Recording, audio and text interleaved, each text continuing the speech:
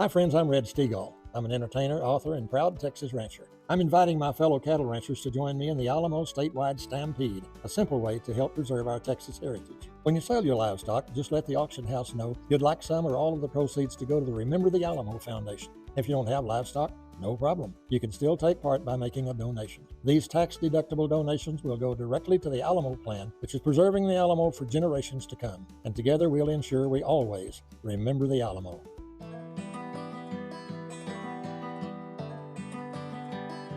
Stories Bigger Than Texas, the Alamo Podcast. Before it was a world-famous battle site, before it was called the Alamo, the land we know today was a humble Spanish mission, a place to expand an empire through faith and education. Today we reveal what is a mission, why they moved around, how San Antonio came to have so many, and the legacy of people who called our missions home. I'm your host, Emily Balcom. Today we are joined by the Alamo senior historian, Ernesto Rodriguez. Thanks for joining us. It is my pleasure. Next week, the city of San Antonio is hosting the World Heritage Festival to celebrate the 5 historic missions, including the Alamo, that make up our UNESCO World Heritage Site. So let's talk about what is a mission? A mission, in the Spanish sense, is an institution of the government, and its role is to provide religious lecturing and teachings, to provide them with the language that they need to learn, which is Spanish at this point. It also teaches them civics so that they understand what their role in the Spanish government is, and you learn a trade. So it's basically a university that is faith-based. More than a religious center. Yes. When we were talking earlier, you compared it to building an empire through education. Yes, because what happens is the Spanish show up in a region and they begin to educate the communities in the fundamentals of being Spanish. And back then, being Spanish meant you were Catholic, you spoke Spanish, and then you had to learn that you were a subject of the crown. You're providing people with a basis for being a Spanish subject. And you're also provided with a home because it becomes a community. And the fact that a mission has a 10-year lifespan for the most part, and then they move on. And as they're moving on, people from one mission travel and they help to bridge the connections and you keep going. The San Antonio missions are a little different because we have a mission here that lasts 75 years. Partially it's because the population here is constantly coming and going. So there's a need for it. Was Spain the only country to build missions? And was the Catholic Church the only faith to build missions? There were other countries that did it. Portugal's one, Italy did it. But the Spanish are the ones that really did it worldwide. Now, later on, other faiths do it. You know, the Methodist Church actually starts establishing their own form of mission, and it's to teach people about being a Methodist. And so other religions do the same thing, but the Spanish really use it as a means of creating a community that will have a strong foothold in the Americas. Where else besides San Antonio did Spain build missions? So they built missions up north in northeast Texas. They don't work out as well because a lot of those people that were there were more agrarian. And as a result, well, you don't need to learn how to plant. They built missions out west. They built missions all the way to California, all over Mexico, Central America, South America, because it's all with the same goal, creating little Spains. I imagine the architecture varies from place to place. So how are the missions in other areas different from San Antonio? So ours are primarily limestone based, and they're using the traditional Roman vaults and things like that. But there's others that are made out of adobe because that's what's more available in that area. Using what you have in the earth. Yes, there's some that are made out of wood first, and they never grow out of they never build up because the mission is shut down or something tragic happens.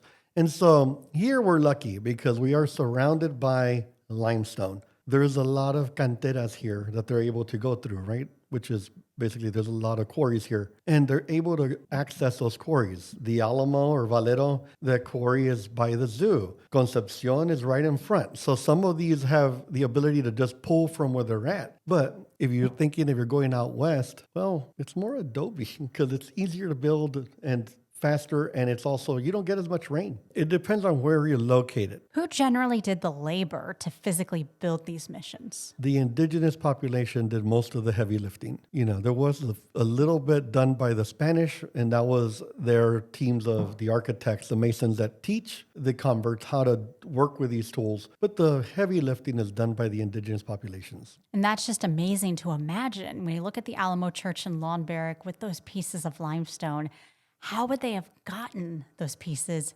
here from a couple of miles away? So a lot of it is in the old way. The bigger rocks, they're dragged here basically using rollers. Some of the smaller stuff is put on carts, but it's a very, very labor-intensive work. And not only are they building missions, they're digging acequias too. And if you've ever dug in San Antonio, you know that is not fun. It's basically hard clay and rock. So you can imagine miles and miles being dug at the same time that you're working on your mission. Missions were not meant to be permanent. They move around, as you said. Why is that? They move around because they go to where they're needed. And what they're basically doing is establishing a foothold in the region. The best way to protect an area is to put a population on it. And so Spain's doing that. So you think about Valero, right? The Franciscans leave the College of Querétaro. In Mexico. In Mexico. They established the College of Zacatecas, so they're sister colleges, but the College of Querétaro moves north. Solano is founded in 1700 near the Rio Grande.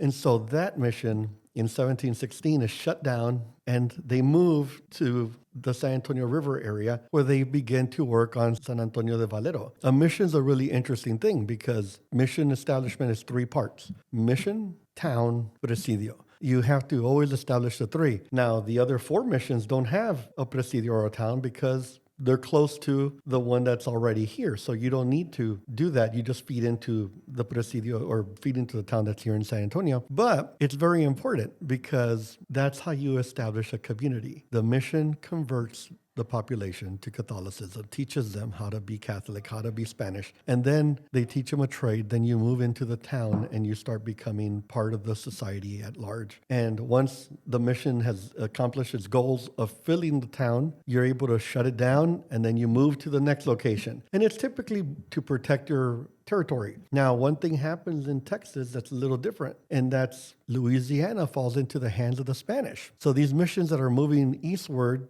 to provide a buffer between the French and the Spanish, they're no longer really needed to move that far because you have a wonderful natural barrier called the Mississippi River. Well, you're laying out these procedural steps that make sense, but just take Mission San Antonio de Valero. Once it got a name that stuck after it moved north from the Rio Grande, it changed locations 3 times. Why was that? The main thing for a mission that it needs is water, people, and food. So they found a great location near some springs. Problem is, rainy season hits and the springs start becoming more active. So they decide to relocate. And when I say relocate, they pick up their paperwork and move. And they end up on the other side of present-day River Center Mall. And they start working there. A hurricane hits soon after, so they have to look for a new location. And the location they choose is the present-day site of the Alamo. It is on a high hill. So we are in one of the highest points in downtown San Antonio that has the vantage point that you can see for miles in every direction, including the town right across the river.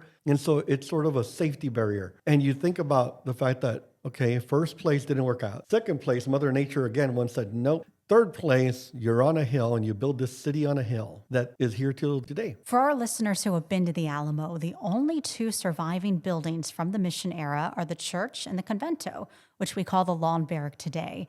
What else would have been here? So you would have had workshops. You would have had a set of cloisters, which are arched passageways that are basically used for prayer. You would have had the main gate, which we have set up an exhibit on. There would have been a main gate. There would have been homes of the people that were living at the mission, typically along the walls. So the west wall, which is where our current project of building a new museum is located, they would have had homes there. There's an ever-changing population, and also you have things that are happening inside the plaza. You know, it's a gathering point. At one point, they also have homes in the middle of the plaza There's an acequia that cuts through the main plaza of Valero, and it's bringing water. There's descriptions of there being trees, little plants, and peach orchards and things like that because, well, it's a thriving community. And so people would gather, get ready for the day, and then you would go do what you had to do for work while praying and learning religion. Valero is an interesting place because we're so close to the town. So things that happen in the town affect us. It just so happens that in the mid 1700s, there's an attack of Apache on the town. And the presidio, or fort that's garrisoned in San Antonio, cannot defend themselves and they call for help. And guess who goes? The converts run out, with whatever tools they have and they scare away the attacking Apache. And it's one of those things that's very important to look at because it actually shows the start of the Texan identity, where Texans help neighbors. They're always there to come to the aid of people that need it. And to this day, we continue to do that. And it starts with a little mission on a hill, helping its community thrive. Very profound point. Were all missions built alike? Was there a certain formula that the Spanish followed? And this is a little bit of a crude example, but if you're building a subdivision today, you go in, you talk to the builder, there's 4 types of home layouts you can buy. Was it like that? They followed a pattern. First, you build quarters for the priest. Next, you build quarters for the converts. And then you start on a permanent church. You have a temporary church, but then you start on the permanent church. And that's because by that point, you have people that have already learned the language and are learning different skills. And so you want to be able to have them ready to begin the final act on the mission, which is a big church. And so when the mission is secularized or closed, some of them continue to use the churches as active parishes. San Antonio is one of them, right? The other 4 missions are active parishes. To this day. To this day. Ours is not, but the others are. And why? Because the church is such an important piece of the Spanish community. Let's talk about who lived inside mission walls, beginning with the missionaries themselves, the people who traveled to get things set up all the way from Querétaro. So you have them, they show up. When they're coming up with a military garrison that's supposed to come to protect them. They start by, you have a mass and then you have a proclamation. Typically here was done by the military commander and they established a mission. And then you begin to bring people in to it. And so you have to learn the language. And so one of the things the Spanish became really good at, especially the Franciscans, is learning how to write things phonetically so that then they could talk to the people and bring them in. And that's one of those incredible things. And in our collection, we do have some of these works that are both in the local language and Spanish so that the priest could actually look at it in Spanish, read what he's going to say, and then just read the passage next to it. It's one of those really amazing things because they're breaking the communication barrier. And it's something we don't really think about, right? With modern technology, all you have to do is turn your phone on and say translate, and it does it. They're doing it by listening and trying to figure out what these words mean, especially one of the most important words in our state language, which is Tejas. The friars would have lived inside the lawn barrack. I imagine a very austere setting in there. The Franciscans have given up on personal wealth, so it's very humble the way that they would live. Their rooms would basically be like cells. Their entire day is spent praying and teaching and working. How were indigenous people encouraged to join a mission? The way that they're encouraged is you offer gifts. In some situations, when you think about it, you're here and you're being attacked by Apache. And all of a sudden, this group shows up and they offer you protection. That's a big thing. And they offer you food. And you have to remember that a lot of times people followed the food. Imagine being in a place where you no longer have to move. It's an enticing thing. And so what they're basically building, in the easiest way to say it, is they're building a community and a grocery store because you can find everything you need here at the mission. Food, horses, people, supplies, which also becomes a problem because some of the indigenous groups that don't come into the missions see an opportunity to attack the missions and take what they have. And when you're thinking about cattle, right? So they would bring some cattle in, but the majority of them were held at ranches that they had further away. Now, early on, Valero had a ranch right in the horseshoe of what is now the San Antonio Riverwalk. And then they moved the cattle away from it because of the population growing and the Canary Islanders arriving. But you have to imagine you have all these things and you think, okay, how am I going to protect the people that are in these walls? Well, let's get rid of some of the things that are attracting attention. So let's move the cattle to a ranch. let's wall up the ranch, set people over there to maintain it, and we're able to focus on the more important thing, which is conversion, education. And so that's what they do. How was daily life structured? What did people do? What did they eat? Did they do things for fun? They worked a lot. And so you prayed a lot because, well, that's the whole life of the mission. You wake up to a bell and you go pray and you do your morning prayers, and then you eat and you go off and you work, and then you come back for noonday prayers and you may eat. And the stuff you're eating is food that you're growing. A lot of it is during the summer, you're eating a lot of fresh corn. You're eating vegetables that are grown at that period. And then the winter time, you're eating dry corn and winter vegetables. But it's a really interesting thing because everything is really structured in a way where, well, you can't just go out and kill a cow. We have to do it with permission, and you have to figure out what you're going to do. And so a lot of times, some of the stuff was communal. So you can imagine you're cooking in a communal oven. The community itself would come together. There'd be festivals, right? The Feast Day of St. Anthony is an important day that they celebrate. And it's amazing to see it because it's a gathering spot for a community that is specific to a region. Now, how many of us have been to a family reunion and not everybody gets along? Well, that's San Antonio's missions. There's a reason that there's some more missions down the river because not every group that's in this region get along. So you establish missions to cater to the groups that don't get along with each other so that you have a separate place. But in the long run, they all end up in the same place, which is a town.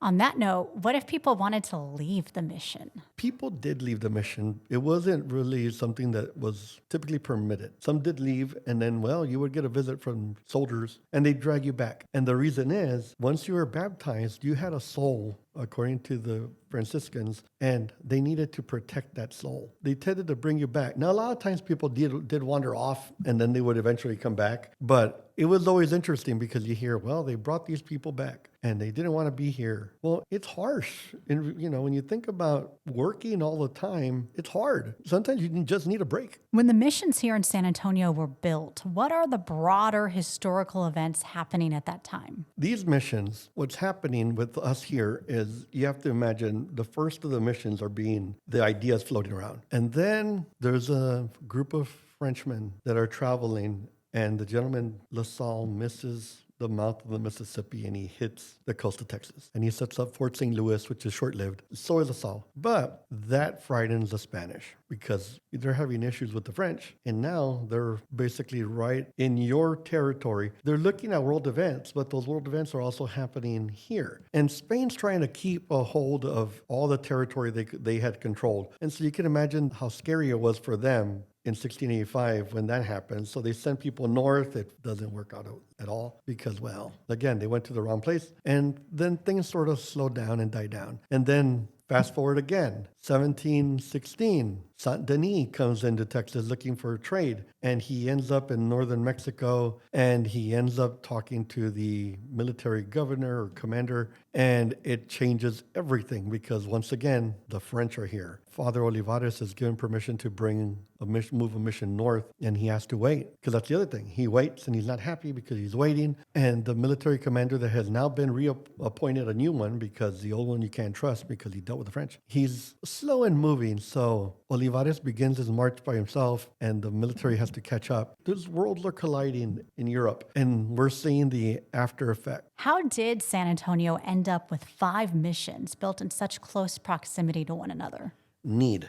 It was a need for them. There's 5 missions in San Antonio. 4 are basically transplant, and one's a new one, right? San Jose is a new one. The rest are transplanted. One's from the south, and the others are from the east. But they're moved here because there's a population of people that are friendly and willing to move in. And so they see a need. And so you think about the missions, they set up the San Antonio River line, which is an interesting thing because during the Texas Revolution, the San Antonio River line is reestablished with the Alamo and La Bahia being on that line. Well, here they're all along that line. So this is the northern frontier of New Spain, and it's built with people living around these missions or the presidio that's out east. If the missions are all rolled in from other areas, why don't they just combine into one big mission? I know you mentioned not everyone may get along, but it kind of makes sense to roll them together. Well, the other thing was that when these missions are being moved around, they're not all from the College of Querétaro, right? There's also the College of Zacatecas. So there's different different presidents of the colleges that are working. There's a need for more than one because you're moving these missions. And guess what? When you move a mission, you have people that lived at that other mission. So they're moving south. So they don't get along. So not only do you have the problem with the people that are here, but you have the problem with the ones you're bringing because they also don't get along with the other groups because, well, they haven't met, right? It's an interesting dynamic. But this area is so rich in not only the natural resources, but it's also rich in